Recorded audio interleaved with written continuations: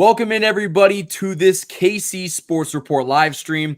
I'm your host, Michael Darcy, and I have the luxury of being joined by my good friend, Josh Fan of ShowMeFootball.com and ArrowheadAddict.com. And together we are going to preview and break down the Kansas City Chiefs Week 9 matchup against the Tampa Bay Buccaneers. This game is going to happen tomorrow night at Arrowhead Stadium on Monday Night Football. So, Josh, how do you feel about the Chiefs playing a injury-riddled Buccaneers team primetime on Monday night?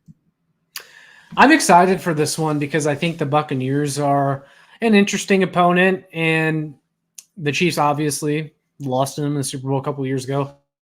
A lot different of a team, but I still think the Chiefs think about that every time they go to play the Buccaneers because there's a lot of those same players from that Super Bowl run or that run to the Super Bowl. But the Bucs are riddled with injuries. They will not have Mike Evans for this game. They will not have Chris Godwin for this game, who got injured stupidly at the end of that game against the Baltimore Ravens, where he broke his ankle. And then Mike Evans, he re-injured his hamstring in that game. He'll be out for this one. So I think the Chiefs will have a great chance of winning, but I think the matchup that we're all kind of looking at is the Chiefs cornerbacks on defense. We want to see how they do, but it's going to be hard to tell if it really means anything when you're going up against such a decimated wide receiver unit. We might not be able to count this game as far as evaluating the cornerbacks, but if they do really bad, well, then it's bad, because if this Bucs offense with this wide receiver room dices you up, then we're going to have some major problems. Well, and here's the thing. I think why this game is also very interesting is because this is the final game before the trade deadline. This is the final opportunity for Brett Veach to look over the team that he currently has and think to himself, is this good enough to win a Super Bowl? Do we need to go get a Marshawn Lattimore, who we talked about on this channel last night? Maybe they go get a Greg Newsome or some other cornerback that's going to be available. Josh, we just got done filming a episode of the Kingdom Crew podcast, which will be available tonight on Josh's channel. But there's a lot of 2-7 football teams out there this year. The NFL has a bunch of really bad football teams, and so maybe you could go trade with a team that initially thought they had a chance at going to the playoffs, but that's not going to happen. But really quickly, guys, I want to give a shout out to everybody in the chat. I see Tony, I see Gary. Appreciate the 11 people that are watching this live stream. Hit the like button on this stream and share it so more Chiefs fans can find it. But getting back to the preview, Josh, we've seen an offense that has gradually gotten better week by week. The offense didn't look great before DeAndre Hopkins got here, but against the San Francisco 49ers, they put up 27 points. Or I guess it was 28 points, and then against the Raiders, they put up 27 points. So we're starting to see this offense maybe figure some things out and put up more points on offense. So what do you think they're going to do against the Buccaneers team that has been mediocre defensively, to say the least? I think we're going to see a large dose of DeAndre Hopkins. We saw what he was able to do in the little that he played against the Las Vegas Raiders, and that was only with a few days of practice. And we mentioned this on the Kingdom Crew podcast episode we just shot, but I think you can already tell that DeAndre Hopkins is a guy that just gets it as far as playing with Patrick Mahomes, being a veteran in the offense that can carry a lot of the load. He didn't have that much production against the Raiders, but there were several times that you could point to where he was wide open and could have made a play if Mahomes looked his way. He's just not that well integrated in the offense yet, but I think there will be a lot of packages for him. You will see him get going. But I also think that Xavier Worthy is going to have a strong second half of his rookie season, and this offense is only going to get better. They've been okay this year, not great, injuries aside, but I think you're going to start to see their average points per game tick up starting with this game against the Tampa Bay Buccaneers. Well, this is a perfect get-right game for the Kansas City Chiefs. And I don't want to say it's a get-right game because the Chiefs are already right. They're 7-0 at this point. But this is an opportunity for you to figure out, more of your identity offensively. They've been a very run-oriented team that uses their defense to get wins. And I'm not saying there's any problem in doing that. I think the Chiefs could win a Super Bowl doing that. But maybe you see what you have in DeAndre Hopkins. Maybe you see Mecole Hardman have one of the worst games you've ever seen a football player have, and you trade for a Darius Slayton. There is a possibility that the outcome of this game determines if the Chiefs go out and make a trade for another wide receiver. And we actually just talked about that before we hopped on this live stream. I'm going to post that video after this live stream later tonight, talking about what's a bigger need for this Chiefs team. Is it a wide receiver? Is it a quarterback? Well, you're going to find out our thoughts when I post that video later tonight. But I think that you got to feel pretty good if you're a Chiefs fan going into this game, knowing that the Buccaneers aren't very good. Now, I will say they're fighting for their season. They're a football team that, still could make the playoffs in the NFC. It's kind of a long shot, but there's so many teams, in football this year that are 2-7, that are 3-4, that just aren't, as competitive as the Chiefs have been. And so they're coming into this game with their season on the line. And Baker Mayfield's played good football this year. Listen, I'm not a huge Baker Mayfield guy, but he has been fantastic this year for them. And I think you got to give him a lot of credit because the Buccaneers are not a team that anyone really, fears. But Baker Mayfield's played a lot of good football.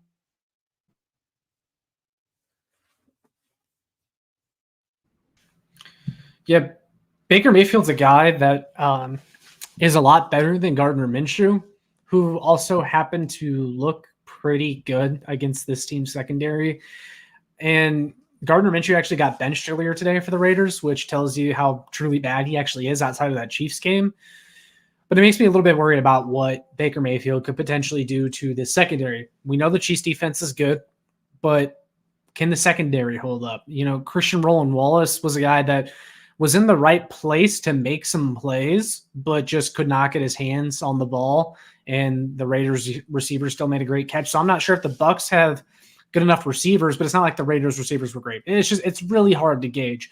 But maybe this is a game where we see the pass rush step up because they know they have to. You also just added Joshua Uche on the defensive side of the ball. I don't think it's going to be as hard to get him going because his role, I think, is very simple. And it's going to be very easy for Spags to say, hey, go out there, rush the passer on passing downs.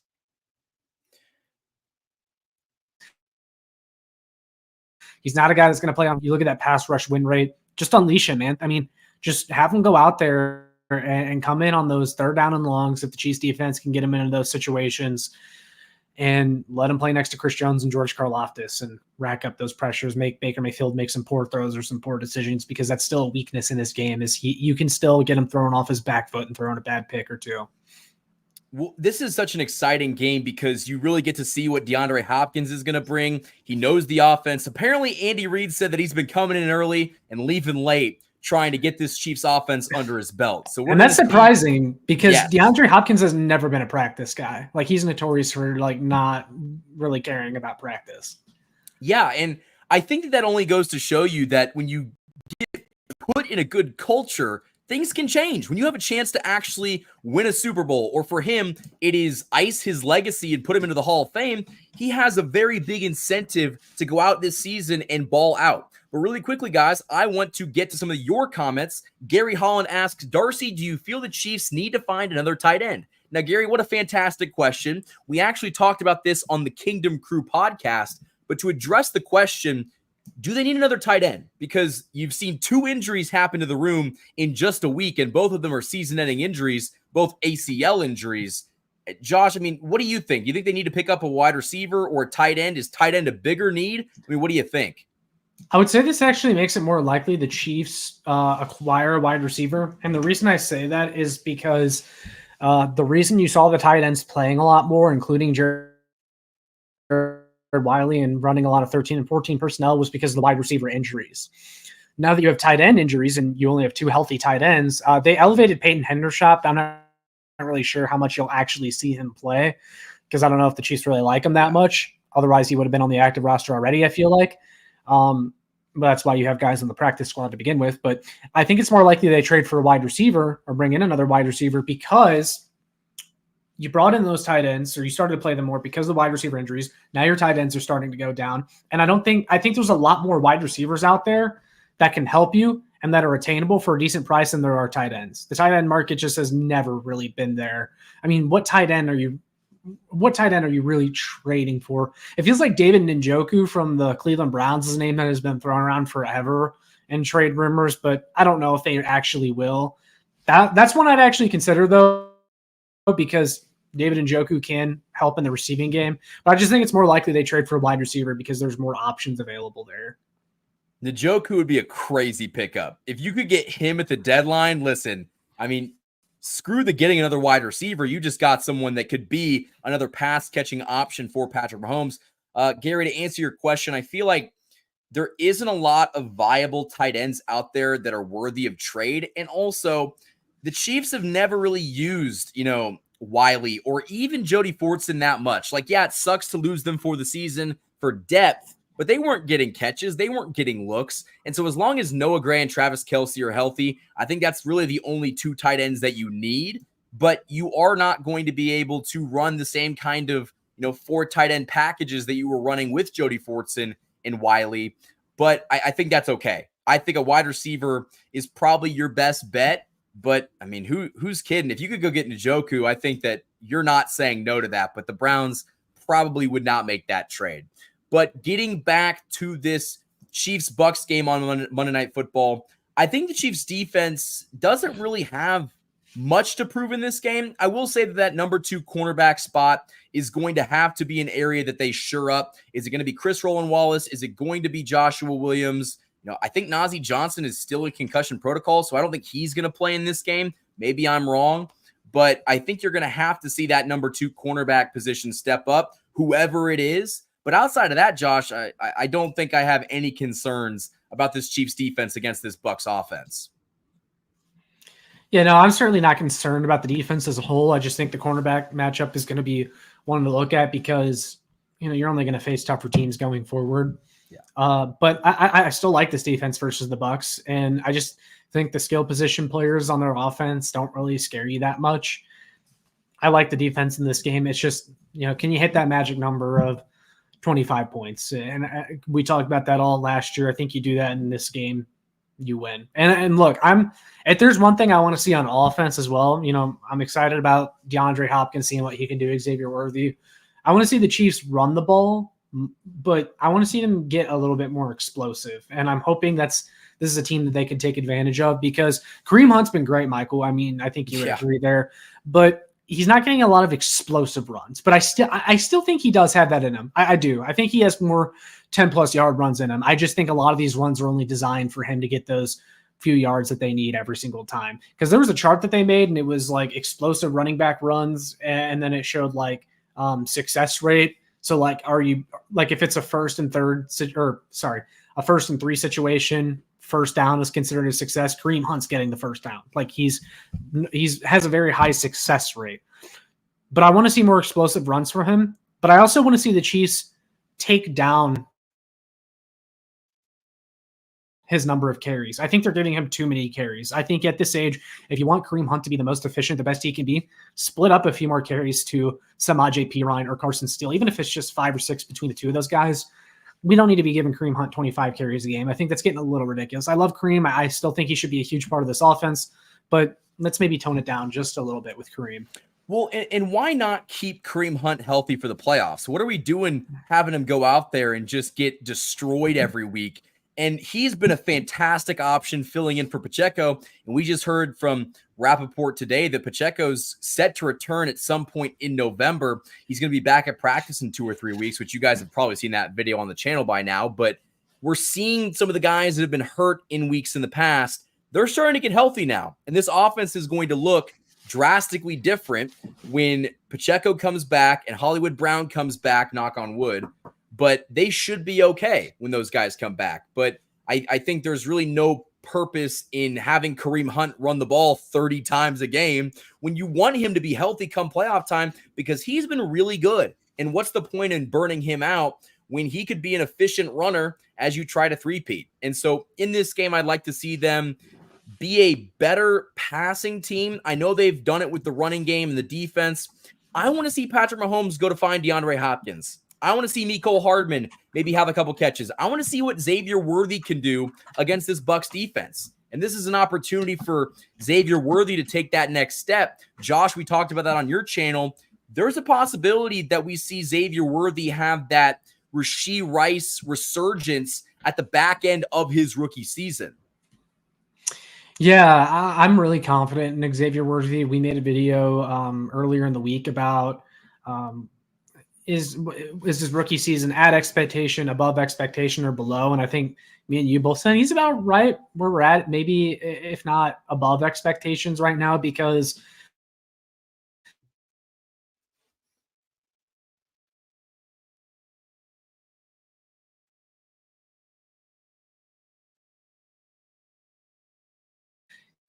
we're expected to have a huge role this year. And it's a little bit unfair to him, to expect so much so early being thrown into the fire, the same way it was unfair with Rashee Rice last year.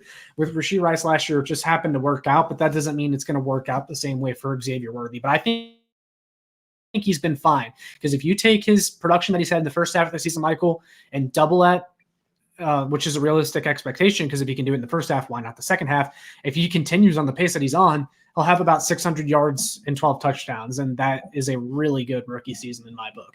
Yeah, and I think that we're kind of spoiled with seeing what Rashee Rice did last year, because he kind of was a baller out of necessity. The Chiefs did not have any intention of Rashee Rice being this team's number one wide receiver down the stretch of last season, but that's what happens when guys don't produce. And so I do think that Xavier Worthy could have a great 2024 campaign where he catches a couple more touchdown passes and maybe gets another 400 to 500 yards. And he had a fantastic rookie season, but this is the type of game that you can really pinpoint and use Xavier Worthy to exploit a defense that is still trying to find their identity. But very quickly, guys, I want to give a shout out to the sponsors of this channel all football season long.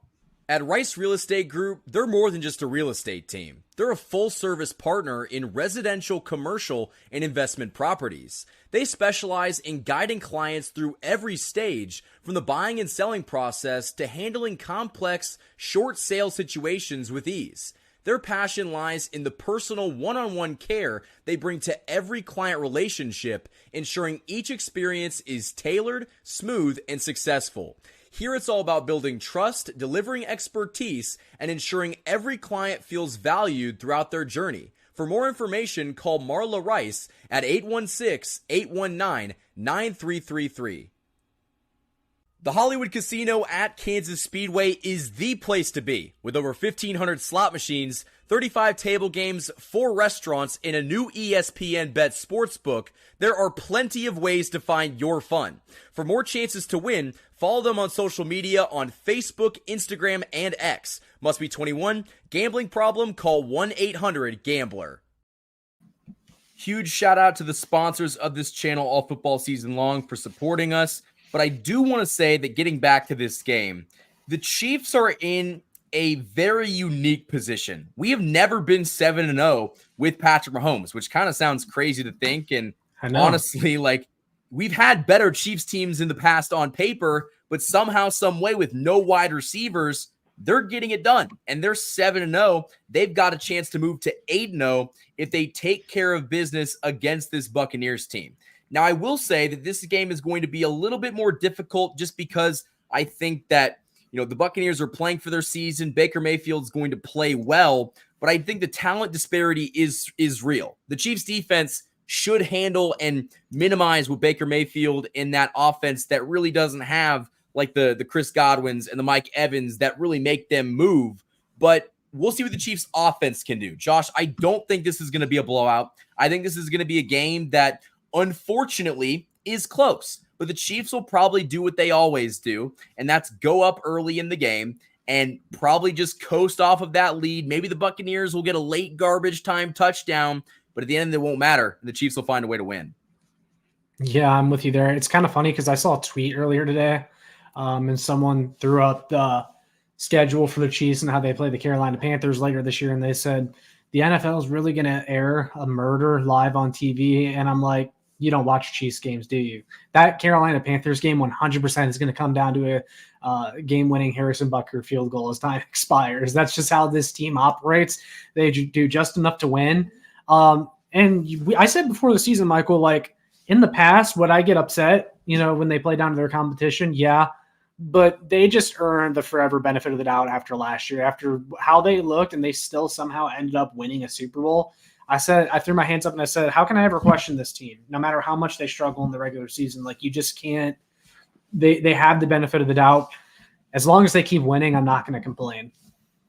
I mean, how can you? How can you complain when the Chiefs just continue to find ways to win? And so, yeah, you're right. I think that last year really changed the way that we talk and break down this Chiefs team when it doesn't really matter what they do in the regular season. And I think that should almost concern teams around the NFL more. The Chiefs have not played great this year. They're still undefeated. They're going to probably go into the playoffs with only 1 or 2 losses under their belts.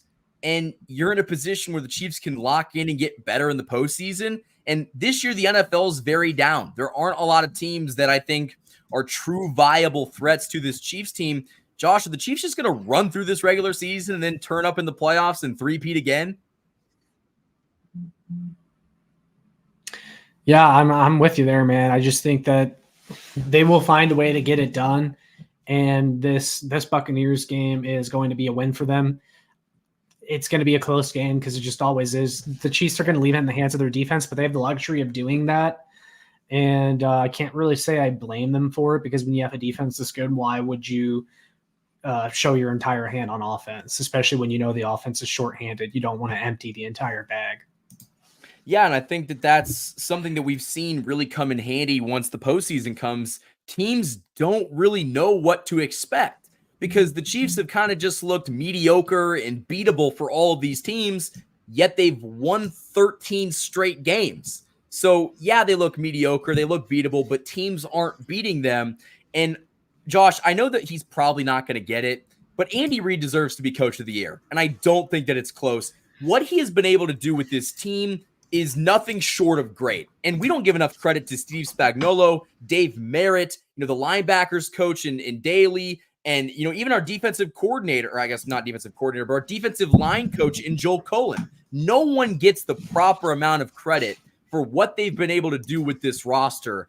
And if they're able to three-peat, I think you genuinely have to give that award to Andy Reid because he's never won it in Kansas City. And look at the coaching job that he's done. Yeah, I have a feeling they're going to give it probably to like Dan Quinn of the Washington Commanders or something. And I just have to say these other candidates wouldn't be, worthy of the award. But it just kind of feels like Andy Reid has always been out of the running because the Chiefs were just expected to be good. But that doesn't mean he can't be extremely impressive in what he's doing. And I think if you consider the injuries that the Chiefs have had this year and the fact that there's undefeated talk, and Andy Reid's never won Coach of the Year in Kansas City, which is kind of incredible to think about. Not even that first year he came and turned the 2-14 team the year before into a playoff team the next year. I mean, how did he not win then? It doesn't make any sense to me. It seems like the Coach of the Year award has essentially been turned into the "we thought you were going to suck this year" award, and maybe they should just make a separate award for that and then like make a Coach of the Year for like the actual best head coach, because I think that's been Andy Reid. Maybe like best new coach or best like performance by a coach, but you've got to find some way to make a difference between those two because Andy Reid has done more with less better than any coach in the NFL. Look at Kyle Shanahan right now. That roster has been stacked. They've been plagued with injuries. Look at the 49ers. They're not anywhere near the Kansas City Chiefs right now. And the reason the Chiefs are the Chiefs, it's because they have Andy Reid. And Andy Reid and Patrick Mahomes are just this duo that are able to overcome the adversity that crumbles other teams. So I think you definitely have to consider him to be a Coach of the Year candidate. And guys, I know I'm biased, but if it was up to me, Andy Reid would be the Coach of the Year. But really quickly, guys, I want to give you guys a huge shout out for supporting this channel. Hit that like button on this stream. We've got a good audience in here tonight. If you guys enjoy these live streams, definitely let me know in the comment section down below because we'll do more of them. I know Josh and I have had some plans to do more live streams in the future, and we definitely love seeing you guys show out and supporting us. We would love to do more Q&As. So if this is something that you guys are interested in, hit that like button and let us know in the stream chat below. But Josh, I think that we're getting pretty close to ending this stream. One of my final questions for you is, what do you think the final score of this game is going to be? Do you think it's going to be ugly? And then give me some quick keys to the game. I don't think it'll be ugly necessarily. I think it'll be kind of like the Raiders game where the Chiefs just do enough to win, and maybe the Buccaneers score late or something to make it slightly interesting, where they onside kick it to try to get it back, whatever. I'll say the Chiefs win 28-20. Okay, I think that's a good score range. I think, getting to some quick keys of the game, Chiefs offense is going to have to be, efficient. They're going to have to continue that streak up, convert in the red zone. They were one of the worst red zone converting teams in the league. They've gotten a little bit better at that in the past couple of weeks, but continue to trend upward in that direction. Convert in the red zone, find some ways to get some cheap touchdowns, maybe get a couple picks on Baker Mayfield or force a couple turnovers. That would be big. I really need to see this number 2 cornerback position. I need to see whoever they put there shut down whoever ends up playing, because it has just been too easy for quarterbacks against Chris Roland Wallace or Joshua Williams, and I don't think that we'll have Najee Johnson for this game. Now, getting to a final score prediction, I'm going to go 31-17. I know that might sound crazy. I think that you kind of saw this last week, that the Buccaneers played the Falcons. They ended up losing that game. That offense didn't really do much. And then they were able to kind of, get some more touchdowns as garbage time approached. But the Falcons had that game basically under wraps. And so I think the Chiefs offense continues to trend upward. You see a much more workload tailored towards DeAndre Hopkins. I think, here's my bold prediction, he'll have a touchdown in this game. DeAndre Hopkins will score his first touchdown in a Chiefs uniform. Book it, mark it, take it to the bank. He's going to have his first touchdown. And you know what? While I'm being crazy, he's going to have 100 yards. He'll have 100 yards receiving. Chiefs will win 31-17 and move to 8-0 on the season. I like it. I hope it happens. I like it. Want to give a shout out to Tony and Gary. Thank you so much for the comment. We definitely appreciate it. Josh, I think that's going to do it for us on this pregame live stream about the Kansas City Chiefs. We both think the Chiefs are going to win this game and advance to 8-0 on the season. Maybe an undefeated record. Potentially, we'll talk about that in a stream in the future. But Josh, my final question for you is, where can the people find you? Where can all of the beautiful viewers find your content? You can find me on my YouTube channel, Show Me Football, as it says right below my name there on the screen. You can check out my work on showmefootball.com, arrowheadaddict.com for more. And then lastly, you can follow me on Twitter at ShowMeFB. And all of that stuff, guys, will be linked in the description of this live stream. If you haven't already, guys, hit that like button before you leave the stream. We've got a bunch of people in here, so just hit that like button. It helps the algorithm, and it helps me continue to grow on this channel. As for me, subscribe to the channel if you haven't already. Special shout out to you guys. We just hit 7,400 subscribers on the channel. I'm so appreciative to each and every single one of you for taking time out of your day to watch this stream. For Josh Fan, I'm Michael Darcy. Thank you guys for watching this stream. And as always, go Chiefs.